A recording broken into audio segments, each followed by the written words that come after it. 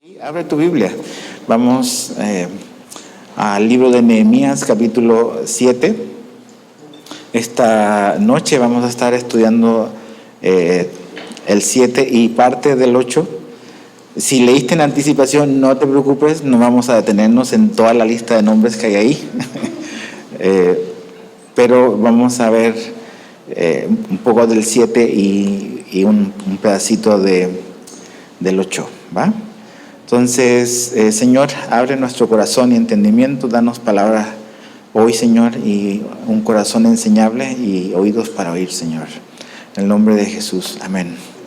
Hemos estado viendo todo lo que Dios ha estado haciendo en medio de su gente y cómo ellos estuvieron involucrados, los judíos, en la reconstrucción, la restauración de la ciudad de Jerusalén, de sus muros. Y decíamos de que el libro de Nehemías estaba pegado con Esdras, es el mismo libro, es un solo rollo y es una historia que tiene como que dos partes. Esdras era este grupo de retornados que regresaban a Jerusalén y como iniciaba este proceso de restauración. Pero Nehemías, un hombre que apareció o llegó 14 años después aproximadamente de Zorobabel, él tenía el propósito de restaurar los muros de la ciudad. Y la semana pasada llegamos a esa parte, no, hace 2 semanas, perdón, llegamos a esa parte cuando ya el muro fue terminado en 52 días. Y yo les decía, el libro de Nehemías no terminó ahí, porque realmente eso no era el fin, era un medio para algo. La muralla no era el fin de todo, era simplemente un medio para llevar a otra cosa que es más importante. Los muros fueron restaurados, fueron levantados nuevamente, y eso era una obra física, una obra, pudiésemos decir, como material. Pero ahora lo que vamos a ver a partir de ahora es que Dios también quiere restaurar personas, y ese es el propósito de restaurar los muros, es porque Dios quiere restaurar personas, y eso tiene que ver no con algo físico, sino que tiene que ver con algo espiritual. Y todo lo que se vio y todo lo que se hizo es para preparar y para ayudar a que esta parte que es importante se pueda hacer. Ahora, la pregunta es, ¿cómo Dios restaura la vida de personas? ¿Cómo Dios va a restaurar la vida de una nación que estuvo 70 años en cautiverio, en el exilio? ¿Cómo eso va a volver a echarse a andar, por decirlo de alguna manera? ¿Qué es lo que Dios tiene pensado? Eso es lo que vamos a ver esta noche. Entonces vamos a leer el capítulo 7, verso 1 al 3. Y dice así: cuando la muralla quedó reconstruida y yo había asentado a las puertas y habían sido designados los porteros, los cantores y los levitas, dice, puse al frente de Jerusalén a mi hermano Ananí y a Ananías, jefe de la fortaleza, porque era hombre fiel y temeroso de Dios, más que muchos. Entonces les dije, no se abrirán las puertas de Jerusalén hasta que caliente el sol, y estando todavía los porteros en sus puertas, se cerrarán y atrancarán las puertas. Designen también guardias de los habitantes de Jerusalén, unos en su puesto de guardia y otros delante de la casa. Entonces, básicamente lo que aquí estamos leyendo es que, como vimos la semana pasada, la obra ya se terminó, ahora también las puertas se terminaron. Y lo que está haciendo Nehemías es básicamente asignar a guardias, a porteros, dice acá, que puedan estar vigilando los puntos de acceso a la ciudad. Nehemías vemos que da una instrucción y básicamente es que las puertas se van a abrir cuando el sol ya está calentando y por defecto se van a cerrar cuando ya está atardeciendo. Y eso es básicamente seguridad. Generalmente las ciudades regularmente eran atacadas cuando no había luz, entonces en esos momentos es normal, es entendible. Generalmente tú pones seguro, te aseguras en la noche de que todo está bien cerrado, que están los candados puestos, es más peligroso. Los ladrones son amigos de la noche a veces, entonces dice, bueno, vamos a tener mucho cuidado, sobre todo en la noche. Y eso es lo que básicamente está haciendo Nehemías, es sentido común nada más lo que él está haciendo. Otra de las cosas que estableció, bien interesante, es una especie de policía civil, porque entre la gente como que los organizó para que ellos pudiesen estar como que ahí, en puestos de vigilancia dentro de la muralla, ¿no? Dentro de la ciudad. Ahora, ¿por qué está haciendo eso? Porque a pesar de que los muros están terminados, los enemigos no se han ido. Entonces, siempre hay que estar con un ojo en el enemigo. O sea, la posibilidad de un ataque es real en cualquier momento. Entonces, hay que hacer lo que esté de nuestra parte para estar resguardados. Y eso es lo que está haciendo Nehemías, organizando la seguridad, a pesar de que los muros ya están terminados. Ahora, algo muy interesante que vemos acá es que él comenzó a delegar autoridad. Lo hemos visto que él delegó mucha autoridad en su administración, y aquí aparecen el nombre de dos personas, de dos hombres. El primero es Ananí, y dice ahí claramente que es su hermano, y Ananí lo vimos al comienzo del libro de Nehemías, en el capítulo 1, por ahí por el verso 2 o el 3, no me recuerdo bien, pero Ananí es el hermano que viene especialmente cuando Nehemías estaba en Persia con su chamba de copero, y viene y Ananí le contó o le dio el reporte de la tragedia en la que estaba Jerusalén. Entonces es evidente que su hermano tenía un corazón también para con esa ciudad que en ese momento estaba como que básicamente destruida y desolada. Y es a él, dice, y a otro hombre a los que básicamente les da la responsabilidad de cómo gobernar la ciudad específicamente. Ahora, uno podría decir, bueno, se lo dio a su hermano, entonces eso es como nepotismo, ¿no? No, no es nepotismo. Nepotismo es como que dar la autoridad a tu familia sin que tenga ningún mérito. Y eso lo vemos muchas veces en la política, en un montón de lugares. Pero realmente no es nepotismo, no es que simplemente Nehemías le dio autoridad a su hermano porque era su hermano y no tenía ninguna virtud. Aquí el texto claramente nos dice que ellos tenían ciertas cualidades, y básicamente hay dos razones por las cuales Nehemías les delega la responsabilidad. Es porque era fiel y era temeroso de Dios, y dice más que muchos de los que estaban allá. Entonces creo que hay dos cualidades importantes. La Biblia siempre nos muestra ciertas cosas que debemos de prestar atención para servir. Y son cosas y son características y rasgos de carácter que la Biblia nos pone como cualidades que tienen los hombres y las mujeres a los cuales Él va a usar. Entonces, fidelidad se espera de alguien que haga lo que tiene que hacer, que cumpla con sus responsabilidades, que cumpla con lo que se le pide. No tener la duda o la incertidumbre de que tiene una responsabilidad y no va a llegar, no lo va a hacer, no va a supervisar, y finalmente va a generar un problema. Fidelidad tiene que ver con hacer lo que se te pide, de la manera en que se te pide, en el momento en que se te pide. Eso creo que es una buena definición de fidelidad. Y algo muy importante, dice que también eran temerosos de Dios. Y creo que es el principio de la sabiduría, dice la Biblia. El temor a Dios es el principio de la sabiduría.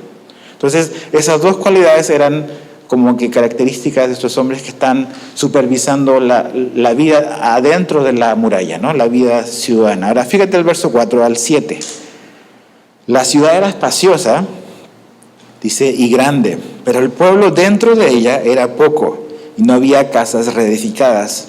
Entonces mi Dios puso en mi corazón reunir a los nobles, a los oficiales y el pueblo para que fueran inscritos por genealogías. Encontré el libro de la genealogía de los que habían subido primero, y allí escrito en él. Y eso del libro de la genealogía es las genealogías que también Esdras menciona en el libro de Esdras. Son los que retornaron, básicamente. La lista de todos los casi 49,000 que regresaron con Zorobabel al inicio.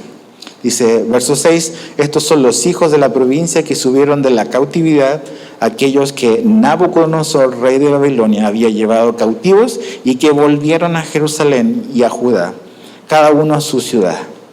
Dice, los cuales vinieron con Zorobabel, Jesúa, Nehemías, Azarías, Rahamías, Naamaní, Mardoqueo, que no es el Mardoqueo que vemos en otros libros, Bilsán, Misperet, Migbai, Nehum y Baana, ¿ok? Entonces ahí hay unos nombres interesantes para tus hijos o futuros hijos, y después hay una lista muy muy larga de varios otros nombres interesantes. Pero básicamente lo que te das cuenta es que dice, ok, está la muralla, están las puertas aseguradas, hay una fuerza de seguridad, una compañía de seguridad vigilando las puertas. También hay gente vigilando la vida dentro de las murallas. Pero algo muy interesante, dice que la ciudad era muy, muy espaciosa y muy, muy grande, y que había muy, muy poca gente, ¿no? Entonces, están en este proceso de como que volverse a establecer dentro de las murallas. Estaban como que separados cada quien por su lugar. Y básicamente lo que está ocurriendo es este plan de repoblar la ciudad. Esa ciudad, la ciudad de Dios, la ciudad que Dios eligió para poner su nombre ahí. Por eso es la importancia de esta ciudad, y eso es lo que Dios está haciendo. Está volviendo a levantar esta ciudad de las cenizas, llevó a gente, levantó los muros, y ahora hay que como que repoblarla. Y la idea de Dios se la comunica a Dios, dice que Dios puso un deseo en mi corazón. A veces así es como Dios obra, pone convicciones en tu corazón. Y Dios le dio la idea a Nehemías de básicamente hacer una especie como de censo de los retornados, como de tener un panorama general de quiénes y cuántos son las personas que regresaron de los expatriados de vuelta a Jerusalén. O sea, si la ciudad tiene que repoblarse, y tiene que repoblarse de judíos, que es el pueblo de Dios, y Dios tiene un propósito para ellos ahí, es necesario entonces, y es una oportunidad, si vamos a establecernos o restablecernos en este lugar que Dios nos dio, saber quiénes somos y cuántos somos, ¿no? Esa es toda la idea de este censo. Ahora, a partir del verso 7 hasta el verso 73, no vamos a leer, no te preocupes. No vamos a leer todos los nombres, léelos en tu casa. Es como los créditos de las películas, ¿no? O sea, a veces casi nadie los lee, pero están ahí por una razón, pero no tenemos tiempo para ver cada nombre.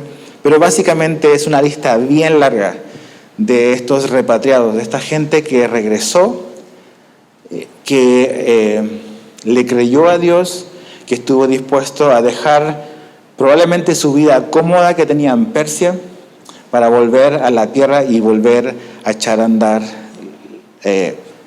los planes de Dios con cada uno de ellos. Son puros nombres y ciertas cosas, detalles interesantes. Ahora, fíjate al final del verso 73. Dice, cuando llegó el mes séptimo, del capítulo 7, verso 73 al final, dice, cuando llegó el mes séptimo, los israelitas ya estaban en sus ciudades. Verso 1 del capítulo 8. Todo el pueblo se reunió como un solo hombre en la plaza que estaba delante de la puerta de las aguas, y pidieron al escriba Esdras que trajera el libro de la ley de Moisés que el Señor había dado a Israel. Entonces el sacerdote Esdras trajo la ley delante de la asamblea de hombres y mujeres, de todos los que podían entender lo que oían. Era el primer día del mes séptimo. Y leyó en el libro frente a la plaza que estaba delante de la puerta de las aguas, desde el amanecer hasta el mediodía, en presencia de hombres, mujeres y de los que podían entender. Y los oídos de todo el pueblo estaban atentos al libro de la ley. Entonces, ¿qué es lo que comenzamos a ver acá? Básicamente comenzamos a ver lo que yo decía hace un rato. Dios llevó a su gente de vuelta a la tierra para que la ciudad se volviese a levantar, y básicamente el proyecto de Nehemías era levantar unas paredes. Pero eso, como dije, no era el fin, era el medio para alcanzar otra cosa que Dios quería. Y Dios quería restaurar la vida y el corazón de su gente.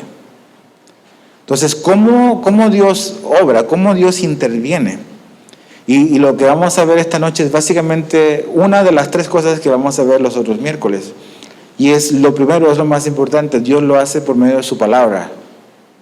Todo este asunto de tener una muralla física es importante, pero lo más importante para Dios es que la palabra de Dios estuviese presente otra vez en el corazón de su gente.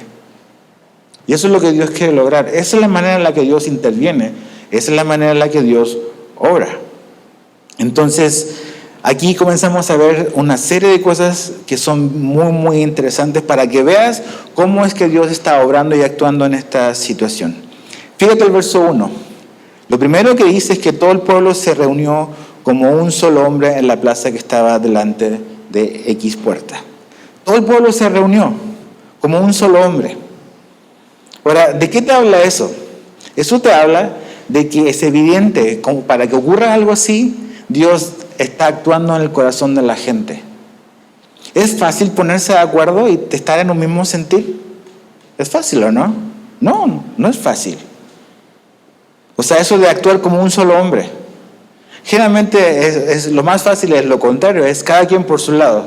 Y esa es como la historia del hombre, cada quien por su lado. El libro de los jueces decía que cada quien hacía lo que bien le parecía. Entonces, cuando la Biblia aparece esto y dice que todo el pueblo se reunió como un solo hombre, es evidente que Dios está haciendo algo en el corazón de su gente. Porque lo que vemos aquí es que esto es algo completamente orgánico. O sea, me refiero a orgánico con que no es un hombre que lo está jaloneando. No es el plan de un hombre. Es Dios está poniendo esto en el corazón de su gente. No es Nehemías que los convocó a cierta hora, no es Esdras que está correteando a la gente para que vaya a tal hora y porque traiga su Biblia y porque quiera estudiar la palabra de Dios. No, ellos se reunieron, la gente se reunió como un solo hombre en un lugar específico. Entonces, sabes de que Dios está obrando en la gente cuando la gente aparentemente sin ninguna causa se junta para unidos buscar a Dios. Ahí empiezas a ver que Dios está haciendo algo, su mano está interviniendo. Si lees el libro de los Hechos, no vayas ahí. Pero antes de que viniese el día de Pentecostés, hay una frase muy importante en la previa del día de Pentecostés. Y básicamente dice que todos perseveraban unánimes. Todos perseveraban unánimes. Aparece en Hechos 1:14 y también en Hechos 2:1. Antes de que Dios hiciera algo, Dios estaba ya haciendo algo en la vida de los 120 que estaban en el aposento alto. Había una unidad, había como algo, una expectativa de algo que Jesús había prometido, pero no tenían muy claro cómo iba a hacer todo. Jesús les dijo que esperasen ahí la promesa del Padre.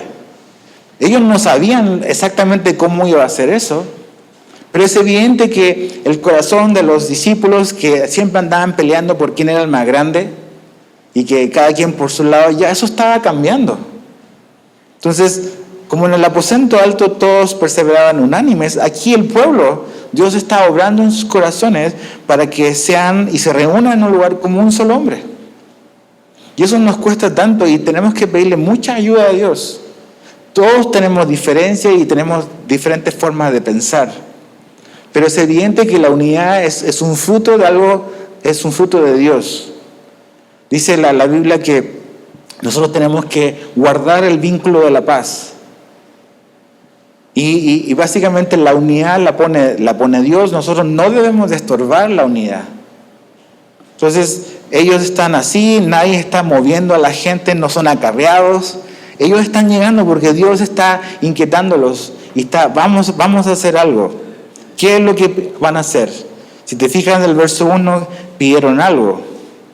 Pidieron que se trajera el libro de la ley de Moisés.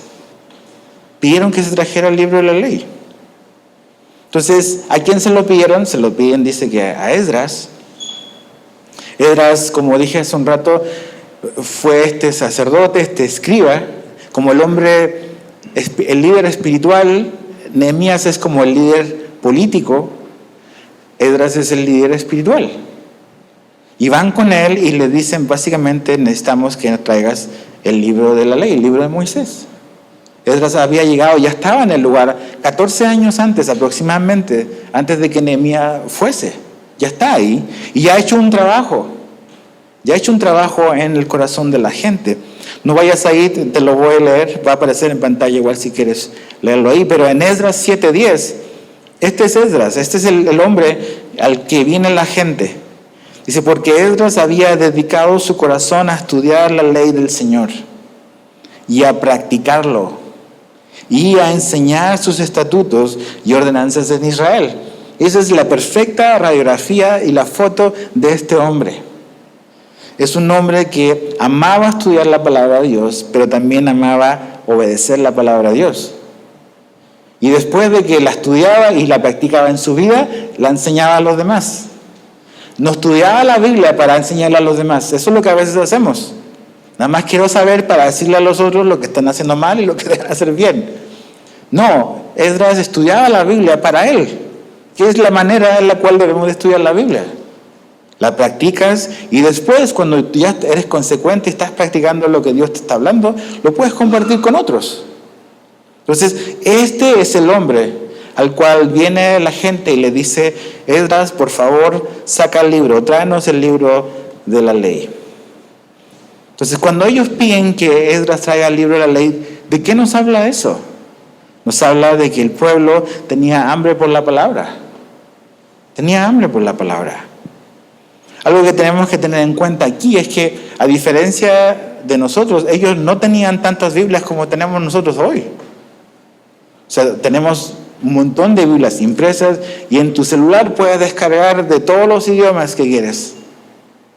Y a veces siento que es muy paradójico que en una época como la que vivimos, habiendo tanta Biblia impresa y disponible, es quizás la época donde menos la gente está leyendo la Biblia.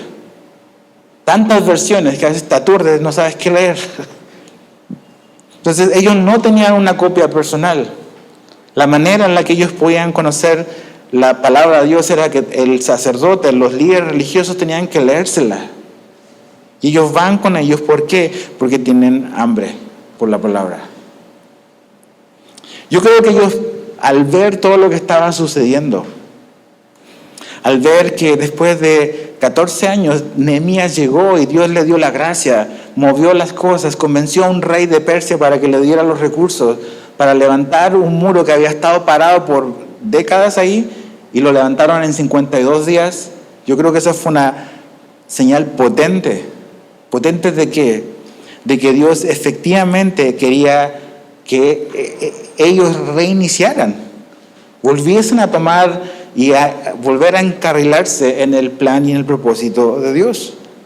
Estar de vuelta en Jerusalén, haber construido los muros, significaba una cosa. Era Dios les estaba dando una nueva oportunidad a ellos como nación. Y al Dios darles una nueva oportunidad, la pregunta debiese de ser: bueno, si Dios nos está dando una nueva oportunidad, ¿qué vamos a hacer entonces ahora? ¿Por dónde partimos? Y ellos deciden poner lo primero primero. ¿Y qué es poner lo primero primero? La palabra de Dios debe ser lo más importante. Precisamente porque no prestamos atención a la palabra de Dios, es que terminamos en 70 años de cautiverio en Babilonia. Entonces, ¿por dónde vamos a partir? La muralla está súper bien. El construir los muros está bien, pero si la palabra de Dios no es una prioridad para la nación está en grandes peligros otra vez. Entonces, ¿te das cuenta lo importante que es la palabra de Dios cuando Dios está restaurando y haciendo las cosas nuevas? ¿Qué tanta hambre hay en ti, o qué tanta hambre tengo yo por la palabra de Dios? Ellos derechamente van y le dicen: ¿sabes qué? Necesitamos que saques el libro. No. Queremos oír, queremos saber, queremos entender, queremos que nos enseñes. ¿Tienes algo mejor que hacer en tu vida? ¿Hay algo más de lo cual puedes ocuparte que conocer la voluntad de Dios? Y cuando ellos dicen: tráenos el libro de la ley, básicamente están pidiendo los primeros 5 libros. Los primeros 5 libros de la ley. Y me gusta eso porque les dice la gente: tráenos el libro, queremos el libro. No queremos otra cosa que no sea el libro. Ellos podrían haber dicho: a ver, Esdras o Nehemías, queremos que nos cuenten sus historias, sus anécdotas. Pero no, queremos que saques el libro. Y creo que eso es muy, muy importante. Si Dios nos va a hablar, si Dios va a hacer algo, si Dios va a cambiar y restaurar vidas, tenemos que partir por ahí.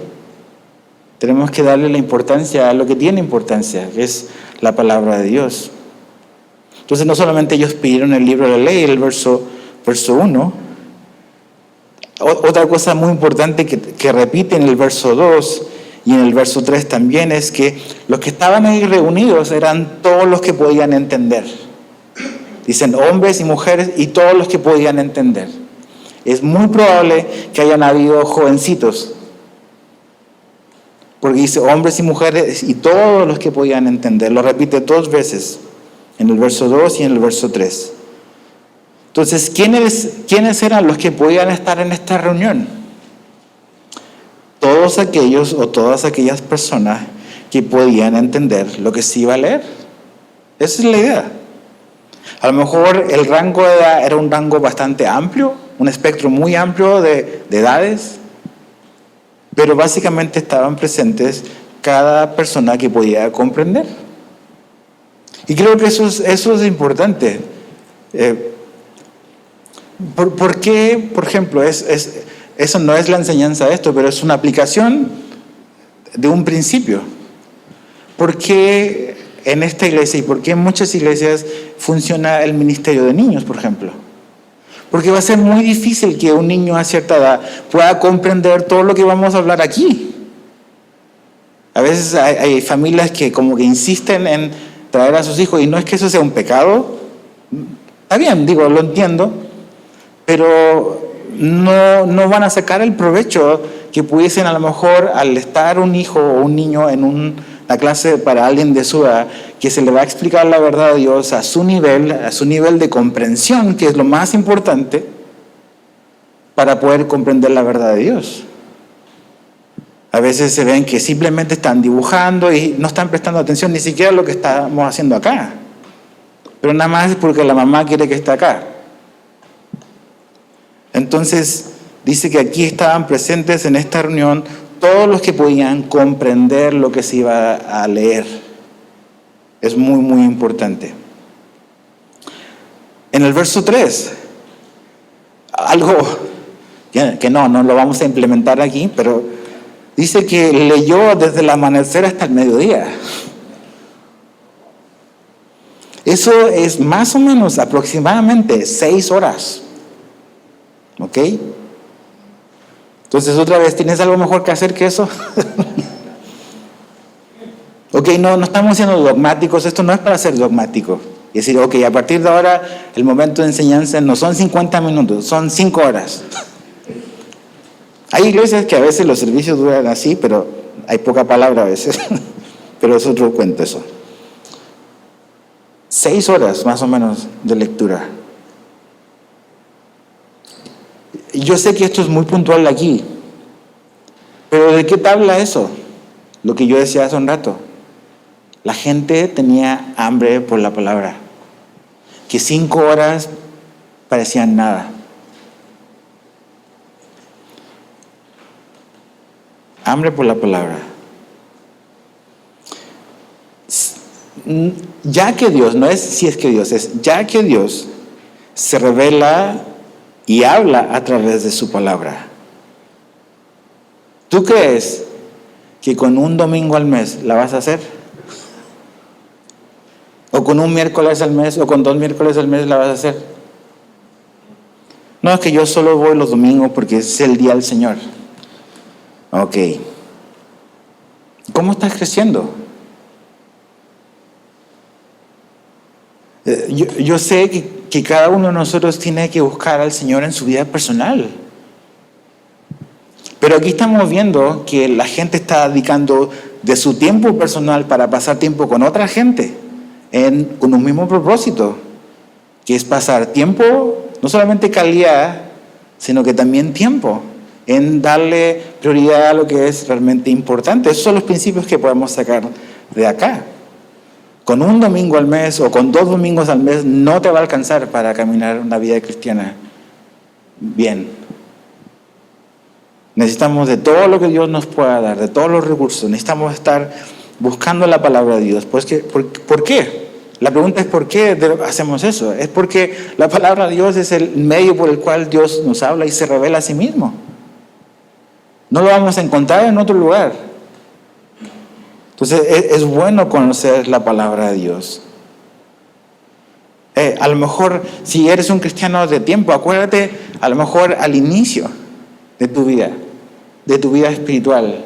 Tenías hambre, te inscribías para lo que fuese que hubiese. Y participabas de acá, de lo otro, y como que había esa hambre de querer conocer más de Dios. Pero a veces pasa el tiempo y empezamos como que a enfriarnos. Y como dice el Apocalipsis, no es que perdemos nuestro primer amor, es que lo dejamos, que es diferente. Dejamos de hacer aquellas cosas que hacíamos en el inicio. Cuando decimos perdimos el primer amor, perdón, eso no es lo que dice la Biblia. Tú pierdes cosas involuntariamente. La Biblia dice que dejamos, y eso es, tú lo pusiste en un lugar, yo lo puse ahí. Entonces, para volver a eso que tenía antes, tengo que ir donde yo lo dejé y volver a encontrarme con esas cosas que hacía en un inicio. Entonces, leyeron desde el amanecer hasta el mediodía.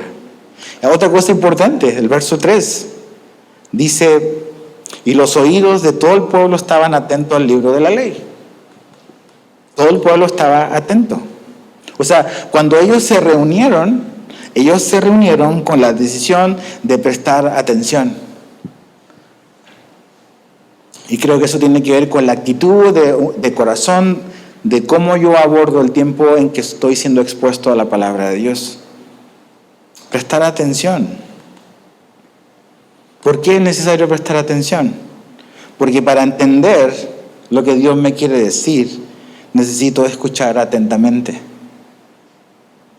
Necesito tener la actitud correcta, la actitud de un corazón que quiere oír lo que Dios tiene que decirle por medio de su palabra escrita. Si te fijas en el verso 7, me baja tantito al verso 7, en la parte final del verso 7, dice, y el pueblo permanecía en su lugar. Estaban los ayudantes de Esdras enseñándole a la gente también, pero es importante, dice que el pueblo permanecía en su lugar. O sea, se quedaba sentado, o estaba donde estaba, escuchando que se le enseñase. Y creo que esto es importante porque esto nos habla de la responsabilidad que tiene la persona que va a oír la palabra de Dios. El que enseña tiene una gran responsabilidad. Y Santiago dice que los que son maestros van a ser medidos con un estándar alto. Pero también Dios nos va a juzgar por lo que hemos oído. El que más sabe, más se le va a demandar. Entonces, ambos grupos tienen una gran responsabilidad. Tanto los que enseñan en hacerlo bien, y vamos a ver qué tenemos que hacer para enseñar bien, pero también aquí vemos como una responsabilidad compartida. La gente pidió la palabra de Dios, la gente está prestando atención a la palabra de Dios. La gente está en orden escuchando la palabra de Dios. Eres responsable de eso y de colaborar en ese sentido. Muy importante. Cuando venimos a la iglesia, cuando estamos en un discipulado, ¿con qué expectativa vamos o venimos? Venimos con la actitud de, ok, yo creo y yo sé que Dios me va a hablar hoy o no. Voy a prestar atención a lo que vamos a leer o no. Esa es una decisión que tenemos que tomar nosotros. Creo que es importante prepararse para recibir la palabra de Dios. Bueno, creo que no es, creo que es significativo que el día de reposo comienza la noche anterior. Si yo vengo a la iglesia todo desvelado y todo trasnochado, y la noche anterior estuve haciendo un chorro de cosas, es muy probable que sea a lo mejor quizás una razón por la cual dices, siento como que Dios no me habló hoy. El día de reposo comienza el viernes en la noche. Eso significa que nos preparamos antes para ir al día siguiente a oír y adorar a Dios.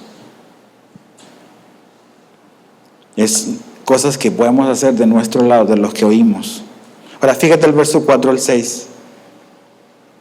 El escriba Esdras estaba sobre un estrado de madera que habían hecho para esta ocasión. Junto a él, a su derecha, estaban, y ahí te van más nombres, ¿más? Matatías, Sema, Anías, Urías, Hilcías, Maasías, y a su izquierda Pedaías, Misael, Malquías, Asum, Asbanam, Zacarías y Mesulam. Esdras abrió el libro a la vista de todo el pueblo, pues él estaba en un lugar más alto que todo el pueblo. Y cuando lo abrió, todo el pueblo se puso en pie.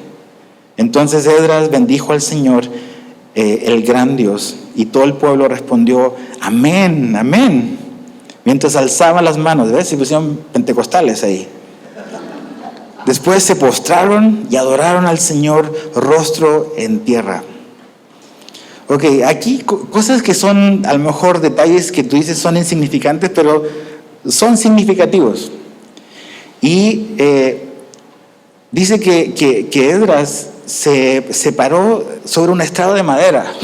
Dice, ¿es importante? Creo que sí es importante, porque eso nos muestra de que las cosas espirituales también tienen aspectos prácticos que tenemos que pensar. O sea, ellos tomaron pasos prácticos. ¿Para qué? O sea, ¿en qué sentido?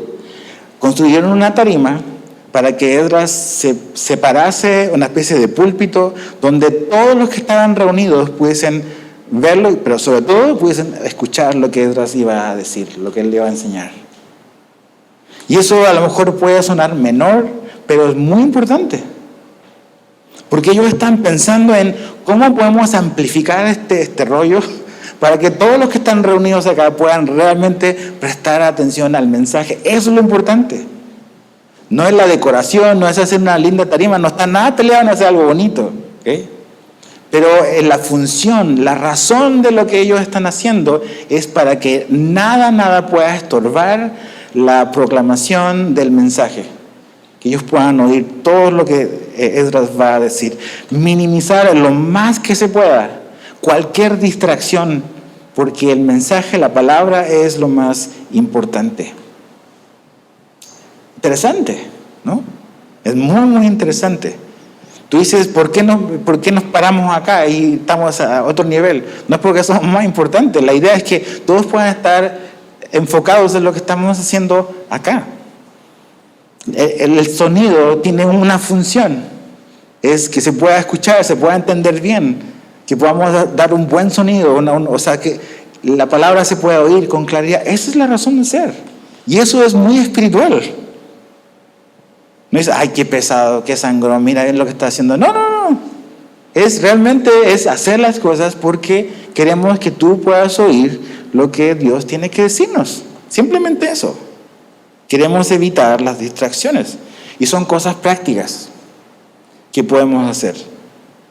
¿Por qué? Porque no queremos estorbar el mensaje, que se oiga. Entonces, la lista puede ser, yo hice mi lista, no te la voy a dar. Pero ¿de qué cosas yo aquí debo de prestar atención? ¿En qué cosas a lo mejor estamos haciendo que estamos distrayendo a la gente de oír la palabra de Dios? Otra cosa importante. Dice que estaba Esdras, pero dice que, y vimos la lista de hombres que estaban junto a él. ¿Qué nos dice eso? Que habían otros hombres apoyando el ministerio de la enseñanza de Esdras. O sea, Esdras no estaba solo. Sí, es el líder, es el responsable, como le quiera llamar. Pero hay otros hombres apoyando el ministerio de la enseñanza de la palabra de Dios para la nación. Después, al final, voy a dar unas cosas por las cuales puedes orar y podemos orar por nosotros, o sea, unos por otros, por la iglesia, que tiene que ver con todo esto, ¿ok? Otra cosa importante en el verso 5. Dice, Esdras abrió el libro a la vista de todo el pueblo. A lo mejor otra vez eso puedes decir, no es tan importante. Creo que es significativo. Tener una Biblia en tus manos cuando la vas a enseñar comunica algo muy potente. Hoy en día es una moda más común de ver cada vez menos Biblias en los púlpitos. Mucha tablet, mucha computadora, menos Biblias. Y no somos legalistas en ese rollo. Pero al menos en esta iglesia yo le he dicho a la gente que enseña, está bien usar un iPad, yo lo uso, pero tienes que usar tu Biblia. ¿Ok? No solo tu iPad, no solo tu laptop. Esdras está abriendo el libro ante los ojos de toda la gente que está mirando. Y creo que eso comunica algo muy, muy importante. Eso habla de la importancia y el valor que se le da a este libro. Yo me acuerdo hace muchos años atrás, cuando llegamos a Cancún con mi esposa, en ese tiempo dimos como un recorrido por algunas iglesias de la ciudad, como para tener un panorama de qué tipo de iglesias había en la ciudad. Y en ese tiempo fuimos a una iglesia que tenía cierto nombre, cierto prestigio, muy, muy grande, pero lo que nos llamó muchísimo la atención es que la persona que estaba enseñando delante no tenía una Biblia. Tenía ¿cómo se dice esto que usan los entrenadores de básquetbol? Como una tableta, o ¿cómo se dice?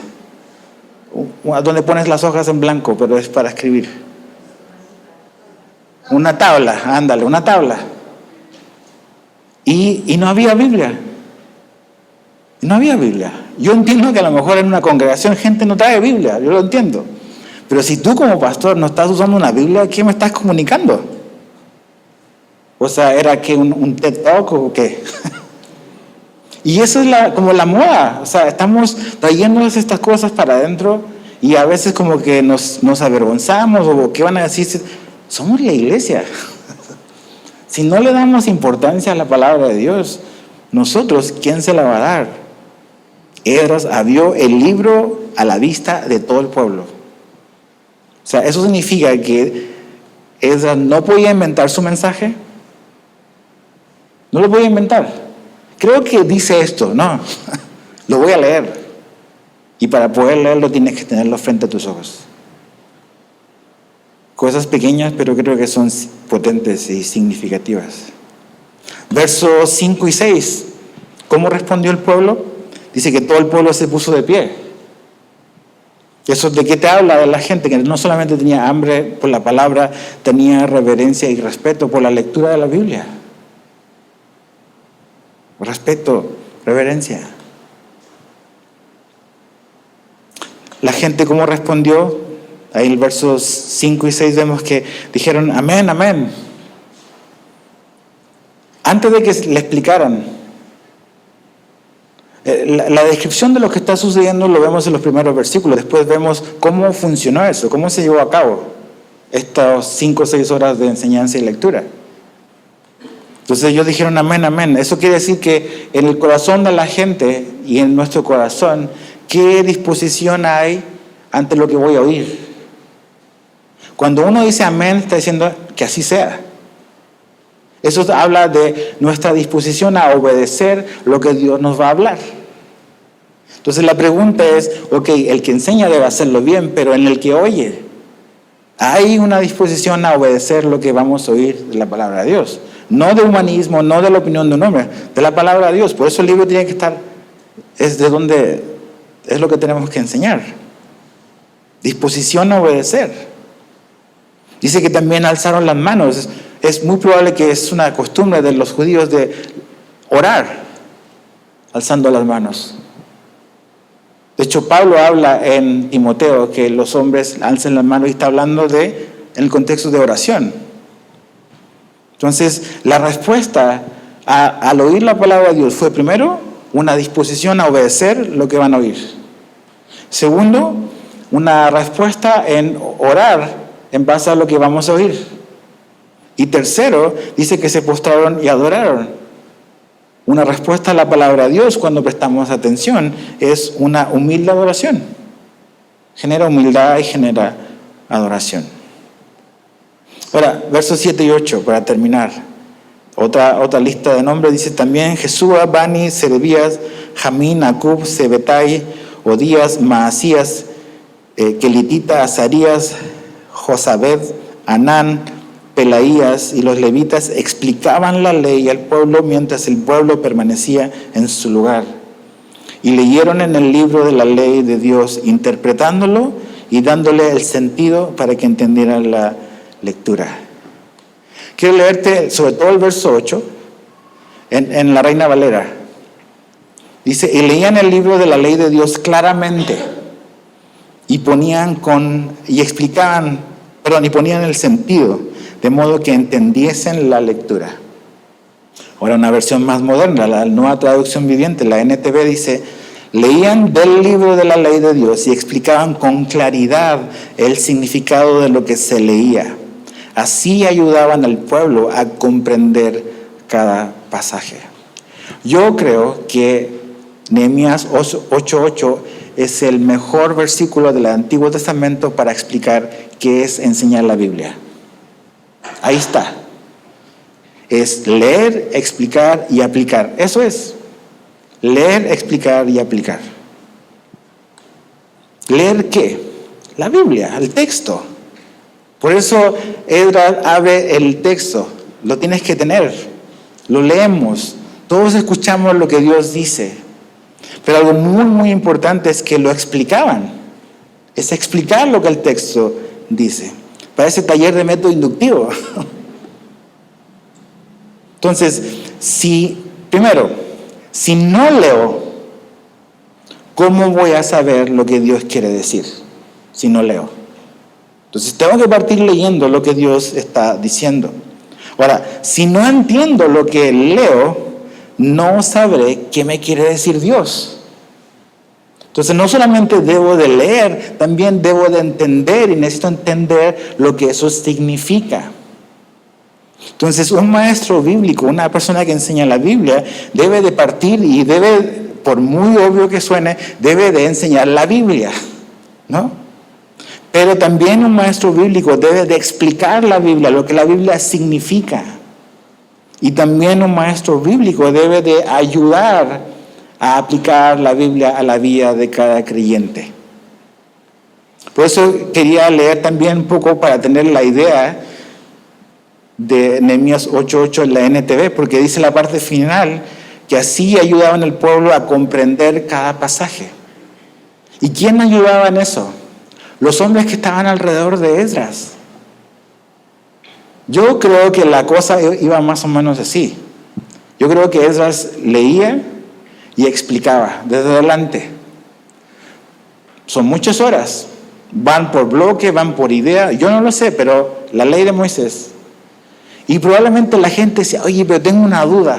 Como que no entendía acá. ¿Quién le ayudaba a explicar eso? Yo creo que los ayudantes de Esdras, que estaban entre medio de la gente, que le explicaban cómo se veía eso para su vida, cada pasaje, cómo lo puedes llevar a tu vida. Pero creo que esto es lo que es enseñar la Biblia. Es partir y enseñar la Biblia, es explicarla y ayudar a aplicarla. Ahora, algo que Chuck Smith nos enseñó, él no fue mi pastor directamente, pero él nos habló muchas veces de lo mismo y me lo enseñó también mi pastor. Y creo que eso es un distintivo de nosotros como Calvary Chapel. Nosotros no queremos enseñar sobre la Biblia. Nosotros queremos enseñar la Biblia, y son dos cosas diferentes. Suenan parecidas, pero no es lo mismo. Enseñar sobre la Biblia es agarrar cosas que están aquí y sacarlas y explicarlas y dar un sermón a lo mejor temático, puede ser. Pero realmente lo que queremos hacer y lo que hemos hecho y lo que Dios nos ha llamado a hacer es enseñar la Biblia. Enseñar todo el consejo de Dios. Como Pablo le dijo a los ancianos de la iglesia: yo tengo mi conciencia y estoy libre de ustedes porque no he rehuido de enseñarles todo el consejo de Dios. Toda la palabra. Y vamos así, vamos leyendo. Por eso tienes que traer tu Biblia a la iglesia.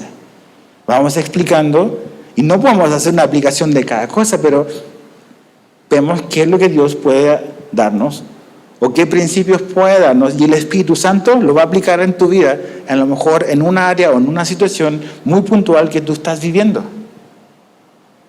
La Biblia solo tiene un solo significado, no tiene múltiples significados.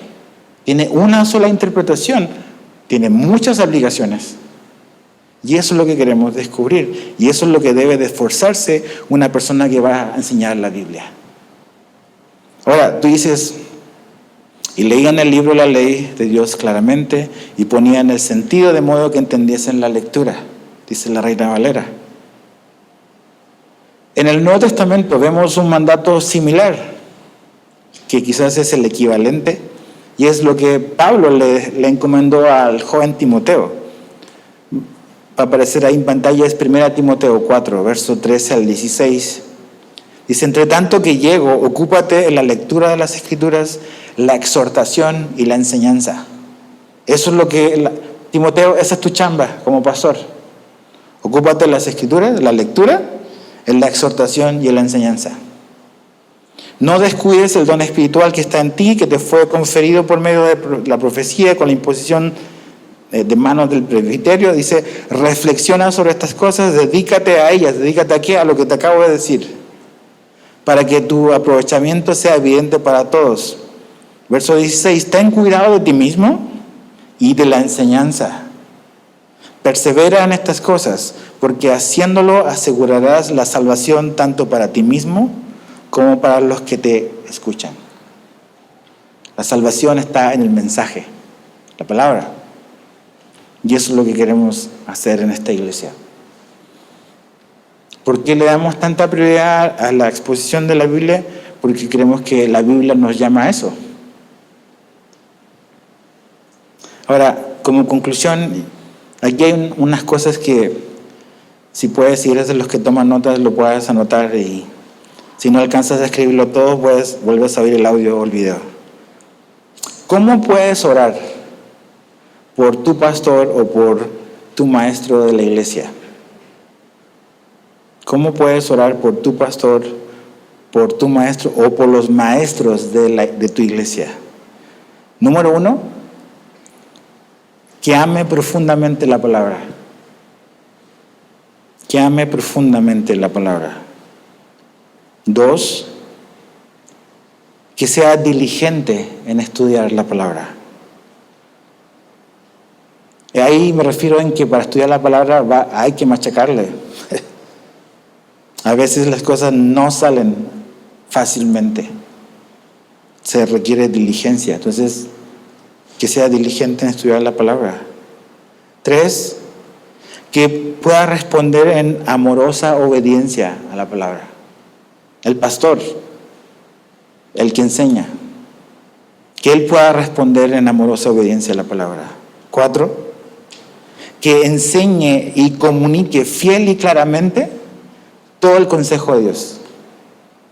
Que enseñe y comunique fiel y claramente todo el consejo de Dios.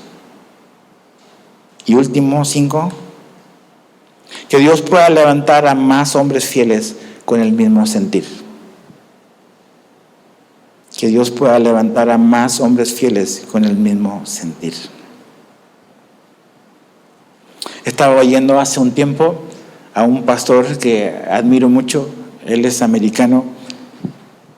Y él decía que cuando él llegó a Calvary Chapel, lo que le cautivó de la iglesia es no solamente la enseñanza así, verso a verso de la Biblia, sino la forma en que lo hacía el pastor Chuck Smith. Él decía: si hubiese habido a lo mejor otros pastores que son incluso parte de nuestro mismo movimiento, que son mucho más hábiles comunicadores, que tienen un carisma impresionante, al verlos a ellos y no haber visto a Chuck Smith primero, yo hubiese dicho: yo nunca podría hacer eso. Pero cuando vi al pastor Chuck Smith y con su humildad y sencillez enseñar la Biblia, él dijo: yo sí puedo hacer eso. Y eso lo inspiró a él. Y creo que él, la verdad, esta persona es uno de los mejores maestros de la Biblia que yo conozco. Entonces, ora por esto, por mí y por la gente que enseña aquí en la iglesia. Ahora, ¿cómo debes o puedes orar por ti? Tú que estás oyendo. Ora para que Dios te dé más hambre por su palabra. Ora para que Dios te dé más hambre por su palabra. 2, ora para que puedas venir con la actitud de oír a Dios. Ora para que puedas venir con la actitud de oír a Dios.